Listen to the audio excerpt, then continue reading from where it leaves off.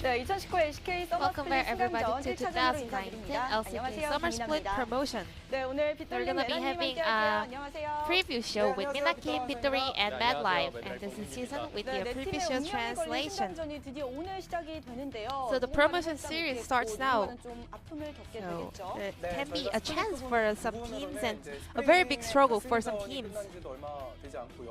It has not been a while since we were done with the LCK Spring Split Final, but we do also want to find out who's gonna join nearly for the LCK or who's gonna stay in LCK. And Mad Life has experience of promotion, so we're gonna be hearing a lot from him. Yes, I do have the experience, so I know how it feels for an LCK team to go down to a promotion series. So I'm looking forward to seeing them performing today. And well, recently a lot of teams from Challengers Korea has been keep getting promoted for LCK. For example, Griffin, Damwon, Sandbox. So we're looking forward to seeing it happening, and a lot of fans are having high expectations for the Challengers Korea teams. 네, 과연 어떤 양상이 펼쳐질지 기대해 보도록 하겠습니다. 자, 그러면 대진표 일정 So 보면서 first, 얘기 let's 나눠볼게요. take a look at the schedules. 자, 이제 오늘 Today we're gonna be having KT Rolster versus VSG, and match 2 will be Jinair Greens versus ES Sharks. So for today, it's best of 3. This is just like the regular LCK Spring Split matches. And then moving on to winners and losers match, it's gonna be a double elimination system with best of 5 series. So winner from the winners match will head to LCK, and the winner of the final match will also make it to LCK Summer Split. 네, 특히 최종전에 가게 되는 두 팀은 체력 안배도 잘해야 될 것 같은데요. So 어떠신가요? it's gonna be a long journey, right? 정말 멘탈 Well, as an experienced person, it's all about mentality. You can lose at the winners match, and you can also make it back from losers match. So you have to think that it's gonna be a long journey and keep your mentality strong. We always speak of like winning the first match of a best of 3 or best of 5 series is really important, but well, speaking of the whole summer promotion series, it's really important to like stay strong throughout the whole schedule of this long journey of promotions. 관리도 중요하다는 말씀 해주셨습니다. That's a tip for mental fortitude from Victory. And let's take a look at the first series of today. It's KT versus VSG. 먼저 KT 롤스터입니다. KT 같은 경우에는 KT Rolster. 우승팀이었는데 So this 첫 is actually 승강전에 오게 된 historically the first team to go down to relegations or promotions after winning a championship in the previous split. 2012년에 창단을 해서 So they started in 2012, and they've not only League of Legends, but they have a lot of esports teams, but they have fallen down to the relegations. 같이 만났던 팀도 있고 같이 팀을 했던 선수도 있고. MadLife also has experience of fighting up against the players in the KT Rolster, so he just cannot believe this is happening. 승강전이 처음이라는 건 KT 롤스터 입장에서는 많이 This is also their first 선수들도 experience 그렇고 in 뭐팀 전체가 relegations or promotions, 개개인의 so it's 면모나 gonna be a 기존의 lot of 커리어를 pressure 보고 for 봤을 them, 때는 but 당연히 이 all the 승강전에 players have a 있는 lot 대표들이 of 돋보이는 career, 건 사실이거든요. so they 그런 어떤 베테랑, do have some sort of an advantage facing up against VSG, so Victory is wishing that they keep their confidence with them. 선수 모두 함께 좀 보여줬으면 좋겠습니다.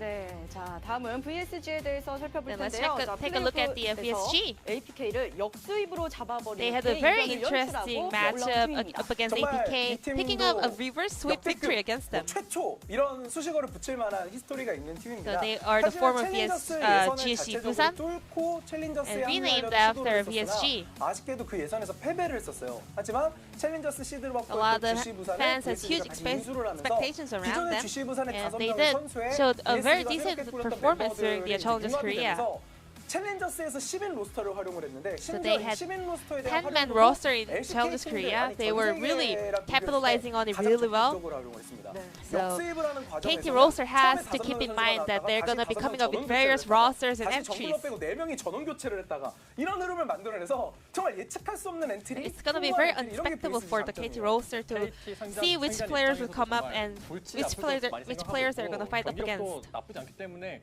승강의 And they 여지가 have been showing 있다고 really 많이 great 이야기가 나오고 performance 있거든요. recently, so there KT에서 are 왜 high VSG를 chances of them 선택했냐라는 promoting to 뭐 LCK. 인터뷰에 대해서도 KT의 오창조 감독 같은 경우도 Head coach of KT Rolster also said, VSG를 만나게 되면서 well, 로스터 때문에 변수가 커서 there will be a 3년 really 이상 unexpected 만나는 게 things to 더 come 좋은 것 up in the 같다는 best of 이야기를 5 series up 했는데 against 정확한 VSG, 분석이라고 and 오늘 Vittori does 삼성전자에서 agree with VSG가 that. 어떤 모습을 보여주냐 요거를 저희가 좀 주목해봐야 될 것 같습니다. 네, 오늘 경기 기대해 보도록 하겠습니다. 자, KT와 VSG의 경기 So it's 결과 going to be 어떻게 KT 예상을 versus 하시나요? 또 VSG. 키플레이어는 So any 누구일지 predictions for today's 설명 result 부탁드릴게요. or any key players? 기본적으로 뭐 KT는 또 LCK 꾸준히 KT 보신 분들은 Rolster, 아시겠지만은 well, 기본적으로 I mean, 원래 LCK 잘하는 fans 선수들이 will all 많이 know that there are a lot of 있지만 big 본인들의 players in 폼을 their 얼마나 team. 되찾을까가 So 제일 it's 핵심일 all about 것 comeback, 같아요. 반면에 well, VSG whether 같은 they're going to come 경우에는 back to their 오늘 original 분위기가 안 좋은 form. 상황에서도 리안 선수, And, 정글러 리안 선수가 Well, 그 VSG, 당시에 their jungler 올라프였어요. Rian or 올라프라고 Ryan 해가지고 has 역습을 been really 만들어내는 performing really well, 것도 especially 있고, with 이런 좀 Olaf 공격적인 정글 in 성향이 the playoffs. 초반에 So KT를 흔들 수 있을 거냐. 저는 이거를 he's 기본적으로 looking 가장 forward to 생각을 seeing 하고 있습니다. Ryan playing really KT 같은 aggressively in the 경우는 early game. 개인적으로 미드 정글 언제나 중요하다고 Well, MetLife 생각하거든요. picking KT up the 선수가 mid jungle synergy of 어떤 KT 챔프를 roster. 많이 보여줄지. So he's 약간 looking forward to 리산드라 seeing 챔피언을 what kind of 던질 때 많이 composition they're going to 보여주는데 bring up 이번에 to, and 공격적인 챔프, 뭐 사일러스라든지 whether 콜라라든지 BDD is 많이 going to play 보여주고 Lissandra or any VSG aggressive 같은 champions 경우는 like 탑 Silas. 선수를 굉장히 And 분열을 많이 in terms of 하거든요. VSG, he 이렐리아라든가 has his eyes on the top laners because 칸 선수가 they 나는 also 좀 prefer very 많이 받았는데 aggressive picks, 그래서 just like 칸을 Khan. 뽑게 So 됩니다. he thinks the key players in VSG is in top lane. 네. 지금 샌드박스가 맹활약을 했었는데 그 샌드박스를 팀 배틀 코믹스에서 샌드박스를 LCK 승격을 시키는 주인공이었는데 And also, 본인이 사실 Victory 챌린저스 is speaking 자리를 of 선택을 했거든요. 그만큼 the 후반에서 players 어떤 in the 기록을 이어갈 수 VSG 있을지 who has 그것도 already 좀 made 좀 it to the 하나로 될 것 LCK 같습니다. when he was back in the sandbox, and he's now still staying Challengers Korea, so he'll be also expecting a lot of outplays from him. 시작해 보도록 하겠습니다. KT와 So VSG가 this 펼치는 will be the end of the 긴장전 pre-show, and I'm going to pass it back to our 시작합니다. casters. Thank you. Welcome, ladies and gentlemen, to the summer promotion for the LCK, and this is an exciting one. I'm Atlas, and I'm joined by, of course, Papa Smithy. And guys, we don't know what to expect. Dumb1 Gaming and Sandbox both making it to playoffs in the first split of the LCK for 2019. What's going to happen this time, Papa Smithy? Well, if you run the numbers, Atlas, you should be worried if you're KT and Jin Air, because the last two promotion tournaments, 4 teams came up through the Challenger Series eligible to be promoted, and 3 of the 4 were promoted. Only ever 8 winners failed in the LCK Summer 2018 promotion. So 1 year ago today, basically, the ever 8 was not able to be promoted. Griffin went on to be 2-time finalist. Dumb1 Gaming made it to playoffs, and Team Battle Comics, now Sandbox Gaming, made it to playoffs as well. So it's been a very one-track mind, and suddenly KT Rolster and Jin Air, 2 of our biggest organizations historically, 2 teams and 2 orgs who've been there since 2013. We're talking about a 7-year stint for these orgs. It's very likely, I'm not mincing my words here, very likely at least one of those orgs is relegated, which is a sad day, but also a new day for Korean League of Legends. Exactly right. There are a lot of players that we've had our eye on for quite some time, and also players that formerly were in the LCK, of course, making their way up in both VSG and ES Sharks that we're going to be seeing playing later. So KT Rolster will be starting on the blue side. They did get side selection for game number 1, given the fact that they are the team that was currently in the LCK. They're going to be taking on VSG here, and these are going to be the points of the match. 9th team KT chose to face up against VSG. Of course, ES Sharks were auto put into this tournament, and the sort of the playoffs for Challenger is how VSG were able to get in. And in fact, they were the 3rd seed coming out of Challengers. APK Prince were ahead of them on points. And I think a lot of people will be looking at APK Prince that had that stacked lineup with Mickey and many other long-time LCK pros. They did not make it through. It was a reverse sweep in the final, and Ryan's Olaf was popping off. He played and just hard carried 2 games in a row when they were 2-0 down in general was super impressive. And Ryan is a name that people who watch the Kesper Cup would remember because GC Busan had Soar in the top lane, Ryan in the jungle, and these were the 2 big stars of a team that went the furthest of any Challengers team when it came to the Kesper Cup. Amusingly, they were beaten by KT Rolster in that tournament. It is not the entire lineup from GC Busan today, but this jungle matchup, you want to say that Score is going to find another young buck and put him into the ground, but that just not has been. That has not been the KT story in 2019. Exactly right, and I'm really scared for Score because he hasn't been able to get those early game movements working in the LCK. Will he be able to do it up against Ryan, who's formidable in especially those first few minutes of the game? Getting his path in correctly, of course, Score known for that, but Ryan's been able to do it and pick up the kills on the way through.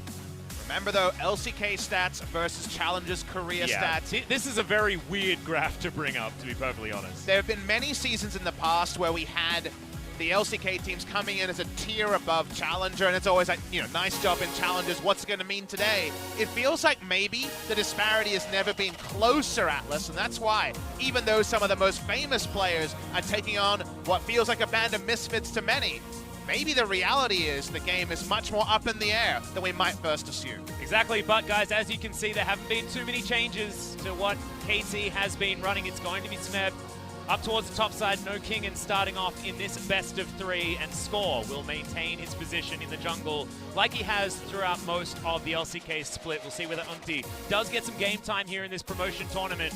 You can see pretty high spirits on the faces of the KT Rolster players.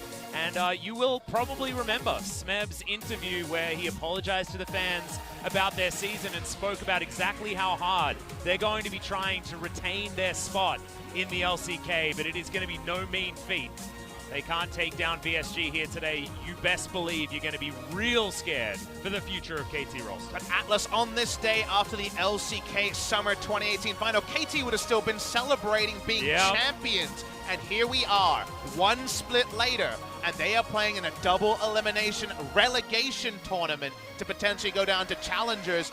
And yes, some of the names have changed, but Smeb, Score, and BDD is the top side, and we're not 100% sure whether they'll beat VSG. Yep, that's exactly right. And I'm actually very scared of the bottom side of the map here. You can see them making their way up. The former CJ bottom lane is going to be VSG's bottom lane in Veritas and Pure. And these guys are fantastic. Veritas had his Kalista permabanned against him in the final, in the playoffs of Challengers, played 7 games of Lucian and smashed people on this champion. His mid-game 80 carry play is amazing. And you and I are Veritas aficionados. Oh yeah, 2014. Exactly. In 2014, when you were the core Oceanic caster, he was one of the big names of the Australian scene. A fantastic 80 carry for the better part of 5 years, but the promotion tournament has never been his forte. He has actually underperformed in big matches consistently. CJ enters his bot lane when they were the super team in 2017 before Griffin proved to be that in 2018, was Veritas and Pure. And when it came to these matches, when they really needed to perform, they weren't up to the task. They're going to probably be the big win condition for VSG when you go player for player, because a lot of people would take Veritas and Pure over the KT bot lane that has gotten so much hate over the course of LCK Spring. And that might be why they've actually switched back over to Zenit here. As you saw, it's not going to be Gango taking the front-running position. He was the, I guess, theorized best AD carry on KT throughout most of the last half of the LCK Spring split for 2019, but they decided to go back to Zenit, and we saw him have some pretty good moments on champions like the Sivir, like these hyper carries, and maybe that's where KT are trying to push them over the line, because they know Veritas does like to play hot heavy in the early game. If I'm KT, I look at the enemy team and I actually go the opposite way and say it's Sonataric time. I think Zenit was the more impressive player on the awesome dudes, the off-meta carries, so I think Sonataric is the way KT should go. But fans from all around the world, it's a lot easier to pick up today's ticket than it was 2 days ago over in Jamshur for the LCK Summer Final. Usually there's a step down in play level for a tournament like this, but the standings and what it all means cannot be denied. Only 2 teams of the 4 are going through to LCK. No one eliminated today, but it's 2 best of 3s, and if you lose, suddenly you're in the losers bracket and you ain't got no more chances to lose. Well, here we are into pick and ban for game number 1. KT did elect to go onto the blue side here for this best of 3. VSG will have that counter pick, potentially for Saw on the top side of the map. First ban here will be the Morgana and the Sylas will answer. That is not a targeted Morgana ban, and it makes you feel like the last team that started banning away supports like Morgana and Tom Kench played a lot of Talia Pantheon.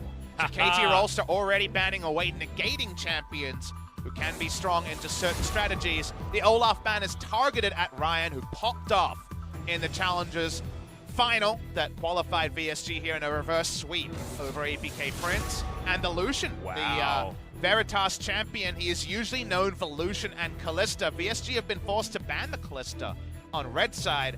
That means the Lucian ban comes through from KT. Yeah, and VSG were forcing Kalista bans on the blue side as well from their opponents, not wanting to even pick it in to Veritas. First pick instantly is Smeb's Jace, as the final ban was that Galio, denying that one from SnowFlower, and of course he loves his Gargoyle on the bottom lane. I just know Sonatarek is coming out for KT after this Jace first pick, so let's see how VSG approach the draft. Remember, we have not seen Sonatarek in Korea, played around the world. We had the Talia Pantheon over here. VSG, you would understand them not going for something like Sonatarek, keeping it standard, but it's only a best of 3, not a best of 5. Adaptation, if you lose game 1, is going to be imminent. Jarvan, Lissandra, going to be very much standard meta picks. Does KT go to the duo that so many people feel like they're going to play today? Well, now's the time to do it. 15 seconds to go. Do KT just bite the bullet, lock that one in? I feel like SnowFlower is going to be very unhappy if he has to go on Tarek duty, and it looks like he's keeping decided. A standard, apparently. Yeah, decided not to do it. They could just lock in Alistair Sivir here, something like that. Everyone in the back was talking about KT playing Sonatarek, and it makes sense given the players there, but they're not going to be doing that. At least for game number 1, the Alistair will come in. So, we're keeping it standard, we're keeping it tier list. KT don't want to do it, don't want to do VSG dirty. They're just keeping it standard for game number 1. And I've already written down the Rek'Sai here, and it will be locked in for score. Bit of a no-brainer there. Power level very high, and of course, score extremely comfortable. On this champion, VSG, what will they pick to round out this particular lineup? This would be an interesting one, but it's going to be a hover for now. I don't think we're seeing a first round Udyr. That would be... Yeah, that would be very That'd strange. be too much for me to handle. I didn't even see that splash before in the Champs League, so I'm enjoying that. I know, right?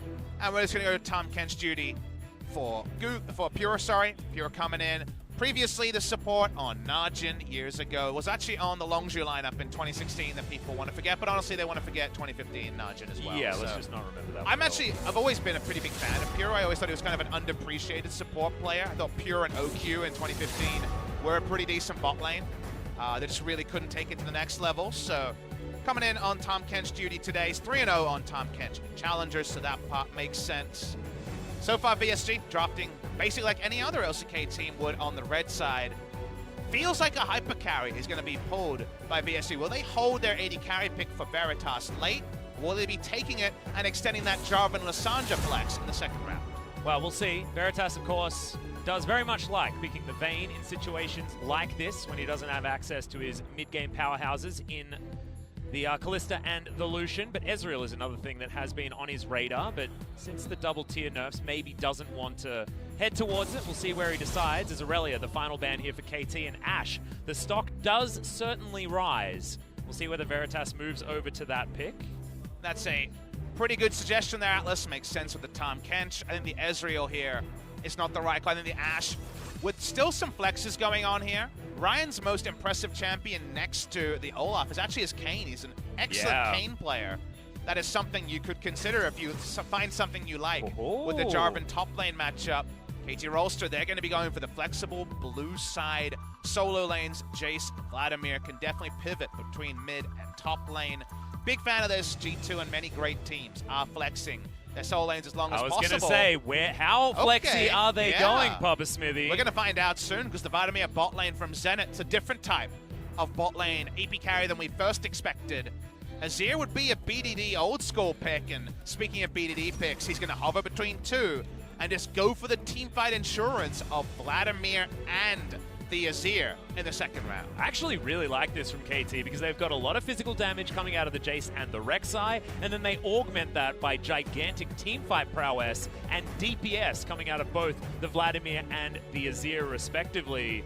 This is an odd composition as the Nautilus is going to be locked in. Where it's going is the question mark. We know a lot of people do like the mid lane Nautilus, so it is likely that Ruby will play it, but Saw can also flex that top side if he wants to. Yeah, it was a pick that we actually saw in the Challengers Korea playoffs, so mid lane Nautilus has been played. Saw's played 2 games in the top lane, so there has been some Nautilus aficionados in Challengers Korea buffed on patch 9.6. We're turning on to, guys, we're not on patch 9.7 like the EU Masters, sticking with patch 9.6.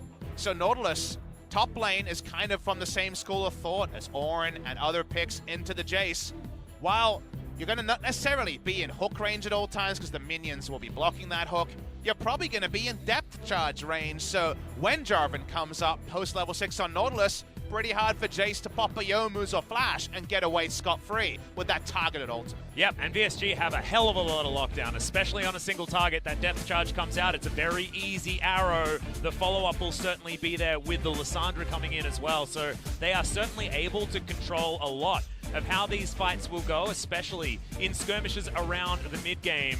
But this is a team that is certainly well suited for getting towards that late game. Azir's DPS is going to be super high. The Vladimir needs no introduction when it comes to late game power. And Smeb is going to be on his Jace, doing what he can to crush the lane as best he can. See whether they are going to be able to do it. KT's hopes on the line here. No one getting relegated today. Remember, guys, of course it is double elimination. So this will just decide who goes down to that lower bracket and who has to stare down a potential fate of not making it into the LCK the next time they hop onto the Rift. Nautilus on the top side of the map, though, already some changes here in game number 1. Let's load into it, see how the fan bases are. It's all about this one, Atlas. Let's get this promotion tournament off the ground.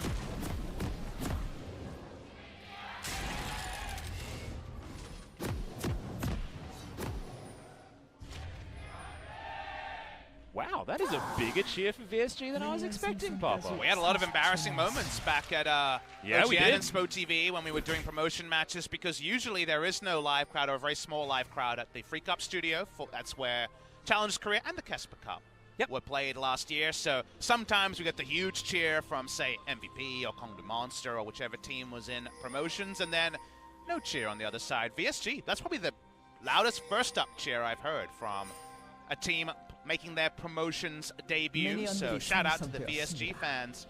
A 10-man roster, which, especially when we hit best of 5s, could potentially be changed again and again. At the start of the season, they were very much GC Busan, and then the secondary squad that was put together to represent VSG. But over the course of the season, VSG looked like, after a couple of games, the favorites for Challengers Korea, and then one lineup would go down 0-2, and the next time you see the other lineup, and they would also lose 0-2, and you're like, how is this happening? They started going for the revolving door, and they only settled on this lineup we see today because they're the lineup that reverse swept APK Prince, the lineup with Ixu in the top lane, Kao in the jungle, Mickey in the mid lane. They're only going with these 5 because they went 3-0 to reverse sweep that series. They could change as soon as next game, Atlas. Feels like VSG haven't had too much rhyme and rhythm with their configuration of players, and I think that's why they've never got much momentum, yet they still find themselves 2 wins away from LCK Summer. Yeah, and I think it's actually even a little bit more than that, because we know that it is a revolving door for VSG, but that was mostly in the regular season. In fact, a lot of the other players on this squad only played up to 1 or 2 games in the playoffs, in the 2 best of 5s that both went to 5 games. So we'll see whether VSG are comfortable with just sitting with this roster. We've seen that as soon as a team really truly realizes the exact 5 that they want to be playing, they become a lot more formidable. The score is going to find Ryan here in the jungle, wants to get the steal and does so. Score down to half health. Already Ryan asserting his dominance here in the early game. If you're looking for win conditions, Ryan popping off is what got them here, with that reverse sweep being so much about his jungle Olaf. He's on the Jarvan side of the matchup. We see Jarvan Rek'Sai all the time. These are the top 2 junglers we usually see kind of standard. We don't see so much Kindred in the LCK like it is played in other regions against Rek'Sai. Usually this is heavily Rek'Sai favorite early, and then Jarvan can go Cinderhulk and be fine. So getting in there, contesting a scuttle is already some degree of risky.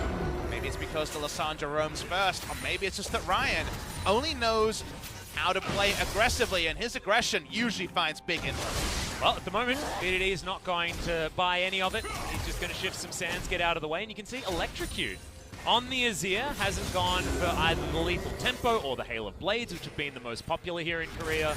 On the Azir just shows that there is a lot of flexibility when it comes to what our Azir players like to do. Electrocute's about health bar advantage in laning phase, because you're going to get those Thunderlords-esque short trades in pretty frequently, and just keep Ruby at a low health bar. Remember that Ruby can almost never proc Aftershock against an Azir unless you're going all in. So during laning trades, when Electrocute happens, you're very likely to take the full damage from that first rotation, stay low, and we already saw Chovy struggle when you have a health bar or any sort of disadvantage in the Lissandra matchup, just bullied by FLICKR on his Azir. So just focusing on the early laning phase and not allowing Ruby to use the teleport advantage to roam at full health and make the impact that Lissandra felt in the early game. Well, at the moment, it's not going to be that teleport advantage. He has to use it to get back to this lane, which is exactly how the Lissandra works here in this early game. So maybe KT with a little bit more flexibility, but you can see bottom side of the map, it's not about flexibility for KT, it's about staying the hell alive for as long as you possibly can against all of this harassment coming in from the volleys. That's a great hawk shot, spotting exactly where Score is. Not going to be able to find his way here bottom side of the map, and Score feeling predictable certainly feels like a big problem for KT. And Alistair Vlad obviously takes the dog side of the matchup here. Ash Tom Kench, easy win. It's not quite Varus Tom Kench when it comes to abuse lanes with Tom, but it's, you know, top 3 for sure. So a lot of lane presence here. Probably another reason that VDD couldn't go lethal tempo is suddenly, if you're going for a selfish scaling rune alongside a scaling mid laner, alongside a scaling bot laner, it's too much scaling out. So looking for a bit more presence mid lane. Already plugged and played, this is going to be a tricky lane. Nautilus, you know, he's got quite a lot of buffs recently to base stats, and he has the shorter shield cooldown that was the last Nautilus buff kind of months ago at this point. You're just trying to grin and bear at top lane and then work with ganks, so that's going to be Jay's favorite, but AT know that bot lane is not their place to fight. Well, right now Smeb is able to shove this wave in. You saw the turret plate falling on the bottom side of the map, and now Saw is certainly taking the rough end of this one, having Aftershock, which is of course mostly for later game team fights and things like that. The fact that you can depth charge in and have so many more resistances doesn't really help you if you're not actually able to get into melee range against the Jace. So Smeb is able to push Saw around a lot. Here in this lane, Glacial Shroud has been picked up as he teleports back in. Smeb holding on to his and holding on to a pretty gigantic lead. When it comes to that farm, Hawkshot flies out. Not going to be able to actually see Score, as that's a decent depth shot. Sorry, Dredge Line landing onto Smeb. And with the bot side control that is, of course, granted through the Ash Tom Kench duo, Infernal Drake the perfect first spawn for VSG versus How about game. a second spawn as well, Papa? That's true. And versus game, by the way. Not versus gaming like you might imagine. They are, in fact, versus game. We'll be calling them VSG. They'll be very happy to see high roll Drakes around the area of the map where they wish to be finding their advantages. Topside control should be granted to KT, but that, of course, can be subverted post level 6 for Ryan and Soar. So already that level 6. A little bit surprising to see the Glacial Shroud. I would not imagine there to be a full Iceborne Gauntlet, kind of a fighter item choice that we might see out of, say, the Shy's Scion in the top lane. Yeah. Sunfire Cape a la Poppy is usually what you'll see from a Nautilus with his health scaling on his W shield, and it could still be the first completed item. But once that Sunfire Cape is in, there is a lot more sturdiness around this Nautilus, a lot less ability to just take free turret plates. And normally when you think Jace versus Nautilus or Jace versus a tank, you think Kleptomancy and turret plates. We see the extended Conqueror trades being what Jace has opted into, and we see so far no turret plates granted to Smeb. Yeah, not quite. Has chunked out that turret just a little bit, so if he gets this minion wave up there, might be a better story, but right now you can see Smeb is actually respecting the potential ganks coming in from Ryan a lot. He wants to keep the minion wave back a little bit further. As I say that, of course, the Shock Blast comes in, clears out a bunch of minions to assure the push. Smeb, with the Hypercharge, will be able to get rid of this control ward here on the top side. Let's talk about the side of VSG, because they're the ones that have a little bit more of the onus on them to play this game aggressively. Eventually, it's Vladimir Azir. Yeah. And even though you don't have a real AD carry, Jace can do an impersonation. And Vladimir and Azir have consistent damage, they have burst damage, they do everything in a team fight. So we're very much looking on VSG to take this game. mid to late, if you will. But around 25 minutes or 2 items is where they spike. How do you play this game perfectly as the team that needs to make the inroads because you don't have the superior scaling?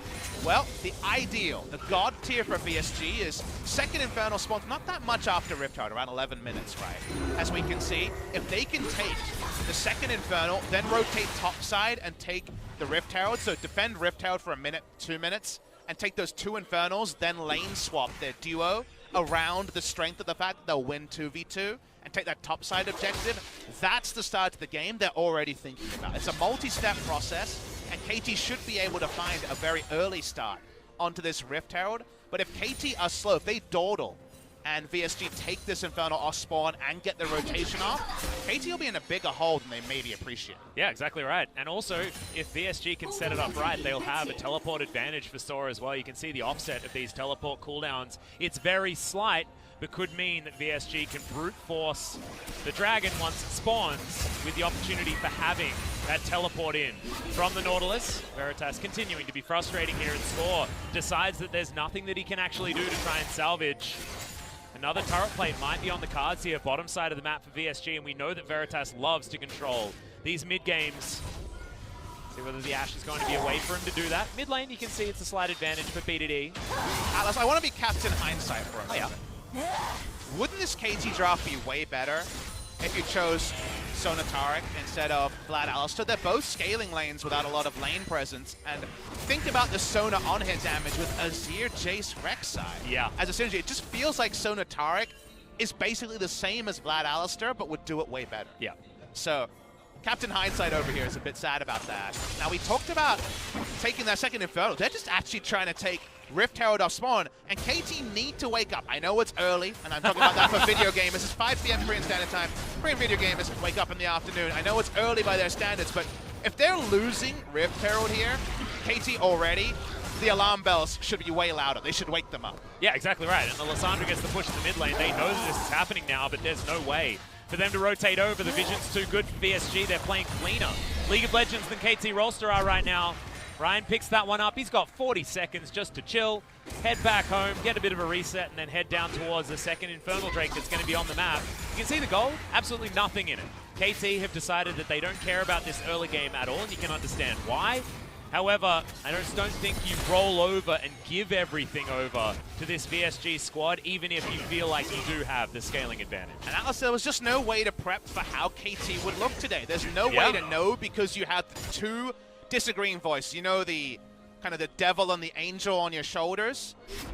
The angel on your shoulders saying, but look at the names, it's BDD, Score, and Smeb. But look at the names on the other side. It's the guy who was a sub on a FLICKR that never played. I don't know who this Ryan guy is. He's someone who went overseas and's got a Western first name. And then there's Soar, who was on Sonic Boom, and to his credit, looked good on Battle Comics in the promo tournament. But it's Smeb, the guy who was, you know, at one point the #1 player on the world's top 20 players in 2016. So the nameplate's on, the Angel's saying, just look at those, but the Devil's saying, KT had no form, no identity, no structure during the course of Spring, and if it was the team that just played in Spring, and this is the 19th best of 3 they played, it's an extension of that team, then you can't expect much. They weren't very good, and we didn't know which one to listen to, and it seems like VSG, who are coming off a big victory and a huge amount of momentum, having won that final match, are parlaying that momentum, and KT, they seem half asleep. They certainly do. They don't necessarily need to wake up just yet, but right now it is that teleport advantage we were talking about for Saw, and he did manage to get the lane shove. They decided not to act on it, and there's the headbutt. Pole coming in here. We'll see whether SnowFlower gets the trample, and he does. Couple of stunts come in, but KT just trying to get something done. Score walks over a ward. VSG will back off. What has the KT org been like preparing for this tournament? Is it, how dare you find yourselves in relegations, or is it a lot of support for the players? We can't know, but those things are so important because you forget that while they have some established names, BDD is only 20 years old. Zenit and SnowFlower aren't particularly experienced, and where are their heads at is a question we can't know, and the gameplay is going to have to do the bulk of the talking, and while this game ain't over, KT need to find a way to repel the aggression around the Inferno, because 2 Infernos Rift Herald is a hell of a lot of objectives to give over for free. Well, you can see SnowFlower stops the back. Teleport's now going to come in. As It's just going to be Vladimir making his way back to lane. Ruby gets chunked. That could be a huge deal as they've already started off. This Infernal Drake, SnowFlower in position, has Unbreakable Will, is going to get the headbutt off, but not going to get the Pulverize in time to stop that Claw from getting Ruby to safety. Will mean that VSG have to pull off the Infernal Drake because their mid laner, no teleport, does have to go home. Now, KT don't feel strong enough to actually start the Infernal, and that means we might get a free recall from Lissandra. Nautilus is going back top, but has teleport. Ryan could also consider jamming down the Rift Herald in the lane and then forcing KT to defend that before they get into a position. Is that another smite steal? Okay, that does mean he's smited. Ryan's next smite is up in 10 seconds. KT might just try to rush this. Yep, they're going to try to, and Smeb, he's already teleported down, so they are on the clock. Score looking for it, flash immediately. Crystal Arrow lands onto Smeb. Zenit's already used his pull. It's a great pulverize. Ryan is eliminated. First blood goes to PDD. As now Saw, I don't think Aftershock's going to help you, but the Devour is going to be there. No mana left, and KT a 1 for 0. They turn onto the enemy jungle, they take him down, but they don't have health bars to actually get the Infernal Atlas, so it's only a kill. Only first blood, so far no more, and Ruby even gets the push in mid, so a good turn from KT. They couldn't burn the Infernal fast enough, but no objective to back up the play. Yeah, let's have a look at this one again. Remember, the teleport is coming in from Saw, and it might have been a little bit overly ambitious. I think the EQ into multiple members and huge AoE is the most ambitious thing. Conqueror Jarvan just went straight into the Death Chamber. The rest are tanky enough, but yes, it's only a kill and then a handshake to disengage, and as you notice, this is still a primary objective. Yeah, but 5 members of KT are converging on this Dragon Pit. VSG understand this. Rift Herald is going to be summoned towards the top side of the map. It'll take a while, though. And Shelly will be by herself, so they're going to try and get through the minion wave. It is going to be an Infernal going over to KT. They even that score line out when it comes to these dragons, and now should be able to get up top to defend this Rift Herald that mostly was about Shelly expiring rather than strategically trying to use her up there. And now in hindsight, we can say the Rift Herald, despite being taken pre-14, did not grant any local gold. 15 minutes. Will Shelly even get a charge? The answer is yes, but what health bar will it be at? We'll find out soon. The early game advantages and inroads were actually equaled in turret plates, and now Soar's looking for a turret dive because they understand that some of their early game moves haven't borne fruit in the way VSG would have hoped. So let's see what happens here as Soar does in the end stick around. Yep, BDD's by himself in the mid lane, and Smeb is doing the same thing. Topside VSG, with their man advantage, will be able to shove down this bottom lane. Outer turret, they'll have a lot of tempo as well, moving towards the inner if they would like to. Decent minion wave is there, but you can see Smeb and BDD both in control of their lanes, and that tempo advantage may not be as big as we may first assume with the fact that that turret did go down. Item completion still on the way from VSG. Only 100 gold lead as we speak means that KT, having from a good defense of the second Infernal, found a way to stabilize the game. This is a very good sign for KT and where their scaling is coming. But we should remember that around 2 items is where VSG should have the most ability to make KT shudder in their boots. And it's only after that point that KT's scaling really kicks in. Nice to see the Nashor's onto Azir. CDR stacking is coming in from Vladimir. But it's their decisions pre-30 that we will truly judge KT on. So far, so good, but still work to be done. Yeah, exactly right. I mean, you can't really fault them because you understand what their mindset is. KT say, well, we don't have to make any proactive moves because we have the late game insurance. It is a bit of a worry when you see VSG taking so much in that first Infernal Drake and Shelly in the early game. And it's not just 100-0 late game advantage because remember, it is Jace top lane, and Jace is going for a laning build. Smeb has pretty routinely gone Black Cleaver, Blade the Ruin King against tanks so that he will have side lane pressure, but it's not a team fight build. And he means that he's not a frontliner. So if you fall behind in vision, the pick comp from VSG is insane. Look at their pick power. Oh yeah, exactly. Tom Kench is the only champion who's not S+ tier in pick, and he can also do some work in that particular realm himself. So you lose vision control around a Baron. Best of luck face checking that as KT. You're going to need that Tremor Sense to work in overdrive. Here we go. Headbutt Pulp does come in. Circle of Frost was there as Ruby does have to self-ult. Zenit now gets exhausted, uses the pull, gets a whole bunch from it as well, being able to clear out the minions, and KT not going to be able to get the dive, but I believe message has been received. A lot of mixed messages between KT and VSG mean the comps both have different win conditions, which we like to see. Arrow. Ah, the move to the right maneuver. I like it. Who needs cleanse when you can move casually to the right? Yeah, and he gets to hold on to the cleanse, which means that he will have a lot of uptime in the mid lane, farming up towards 2-item Azir. From there, it's Gucci. Nice little macro move from Score to zone away Ruby. Getting any gold onto Zenit is gold that KT desperately want, and this gold should be in it. Yep, they're going to be able to lock this one down. Zenit's going to share in it as well, getting the local gold for this turret. Everything that this Vladimir can collect in this early stage is going to be useful. Shock Blast lands on Veritas. He just straight up doesn't care. He's clearing out minions over and over again. Blade of the Ruin King is in hand. For the Ashe, when it comes to late game carries against awesome dudes and compositions like this from KT, I actually really like Ashe. I feel like Frost Shot, the extra control, the extra utility you get with an Ashe pick, and then having consistent DPS in an AD carry does work out well in later stages of the game. But it's Veritas, and it feels bad to lay too much at his feet. This is a player who played, of course, for the Unicorns of Love, has played the Oceanic scene, like we mentioned, but also spent a lot of time in NA Challenger as well. He's been around the block, this guy. And it is his 4th promotion tournament to the LCK Atlas, and his record is 0-3.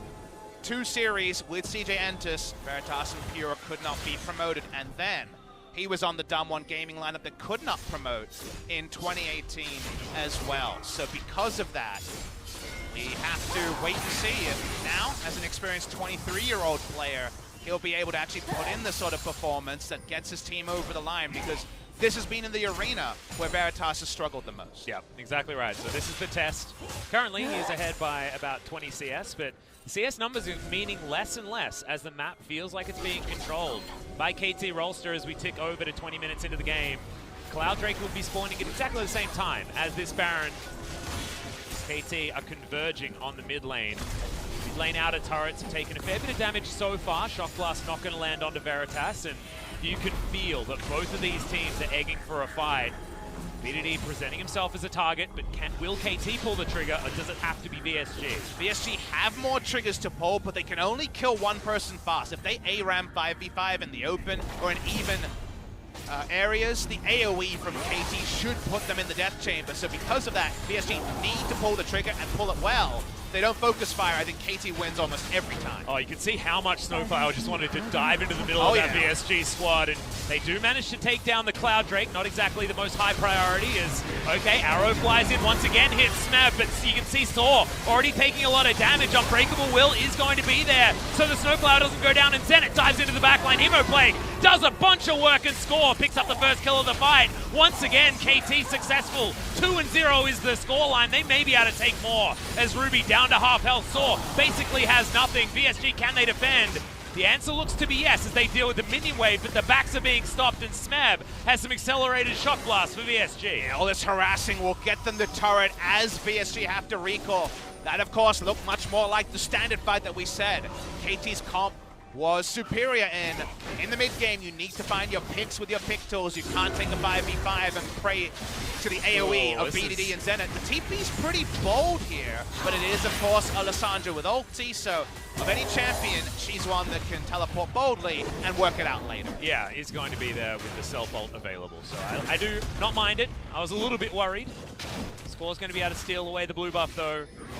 KT, they do lose the Cloud Drake, but I just don't think they cared that much about putting the priority on. If we have a look at this fight one more time, Smeb is a bit of an arrow magnet so far this game. But look at how the fight goes when it comes to the threats focusing down one member. Ryan dives in and dies because, like we mentioned, Vladimir and Azir are able to free hit him before even those items are complete. That makes it just a wipe whenever we team fight. If you have that much of a time advantage without threat onto the members of KT, you'll be able to knock people down where they stand. So that's just not how you want to construct as VSG. You need to put down control wards, get a base check, and blow one person up. Alistair, the most difficult one to do, but they're going to do it out. And just didn't have the ultimate available. That was a huge one there for VSG, who will now push in to try and take down this outer turret. Remember, KT weren't able to get the one of VSG is Storm. This is the dredge line, but they are still able to take down the outer turret. That's a great tempo move here from VSG. 23 minutes into the game. Getting that mid lane turret down opens up the map, puts down the lane ward that we see, that opens up the Baron to be an objective, but we're running out of that time where we like VSG's comp Atlas. Third Inferno spawning in this game as well. Means there might be two sides of the map to play that. KT won't give up the Baron to get an Inferno, but it makes it more difficult to dot your I's and cross your T's over the most important objective, because the counter objective is also one that both teams would look at and eye very convincingly. So VSG, they make their inroads around the Baron, they turn around for a pick. Even getting the Unbreakable Will would be big here, but not enough threat just yet. TP up on Soar. When it comes to flank teleport wards, those aren't in perfect spots yet. A lot to consider here. KT know that if they can repel this Baron for just another 7 minutes, they should be in almost plain sailing. Yeah, prime position, Arrow's gonna fly in. Oh, Zenit does the walk to the left move. As it was the walk to the right last time, this time the walk to the left is the one that's able to do it. Holds onto his buttons. It's another arrow miss there from Veritas. Maybe the nerves, might be the CJ problem coming back. Or the Darmon problem, depending on which one you want to talk about. There's been too many of them. I think at some point it's the Veritas problem. Yeah. So we're waiting to see if he can be clutch. Look, the rest of his team wasn't in position to fully transfer that into a kill, so I don't think these are the Ash arrow misses that are going to lose them the game, but it's another cooldown window where 90 seconds later, we're closer to 30 minutes. So there's still going to be a cost for missing that arrow. It's not going to be the Blade of the Ruin King, it's going to be Yoma's Ghost Blade, is Smeb. Not that effective against specifically Nautilus, but he's in a side lane far enough away that he's not worried about being camped by a secondary member. KT with their numbers advantage.